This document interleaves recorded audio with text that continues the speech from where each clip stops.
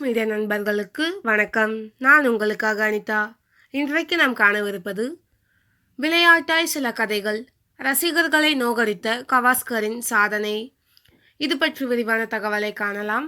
நீங்கள் நம்ம சேனலுக்கு புதுசாக இருந்தீங்கன்னா எஸ்எஸ் மீடியா சேனலை சப்ஸ்கிரைப் பண்ணுங்க. கூடவே பக்கத்தில் இருக்க பெல் ஐக்கானை கிளிக் பண்ணுங்க. வாங்க வீடியோக்குள்ளே போகலாம். இந்தியா ஆஸ்திரேலியா அணிகளுக்கு இடையிலான ஒருநாள் கிரிக்கெட் போட்டி சிட்னியில் இன்று நடக்கிறது. ஒரு காலகட்டத்தில் இந்தியா ஒருநாள் கிரிக்கெட் போட்டியில் கத்துக்குட்டியாக இருந்துள்ளது.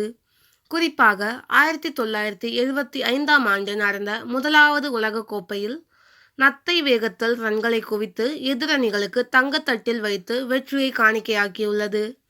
அந்த காலகட்டத்தில் இந்தியாவின் சுனில் கவாஸ்கர் செய்த சாதனையை இன்னும் யாராலும் முறையடிக்கவில்லை.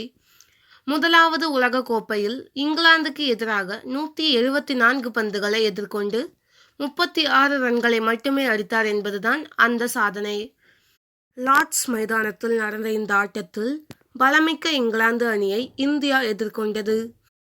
நிர்ணயிக்கப்பட்ட 60 ஓவர்களில் 4 விக்கெட் இழப்புக்கு 334 ரன்களை சேர்த்தது இங்கிலாந்து.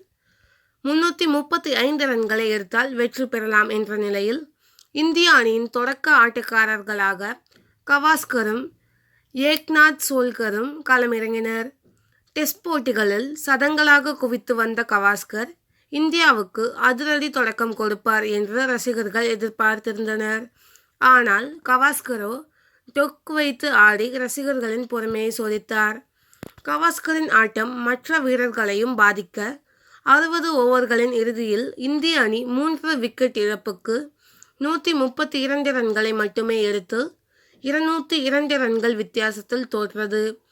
டொக்கே பிரதானம் என்று கடைசி வரை அவுட் ஆகாமல் மைதானத்தில் நின்ற கவாஸ்கர் 174 பந்துகளை எதிர்கொண்டு ஒரே ஒரு பவுண்டரியுடன் 36 ரன்களை குவித்தார்.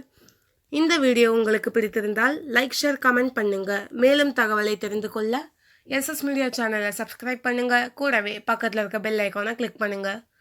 மீண்டும் அடுத்த வீடியோவில் சந்திக்கலாம். நன்றி.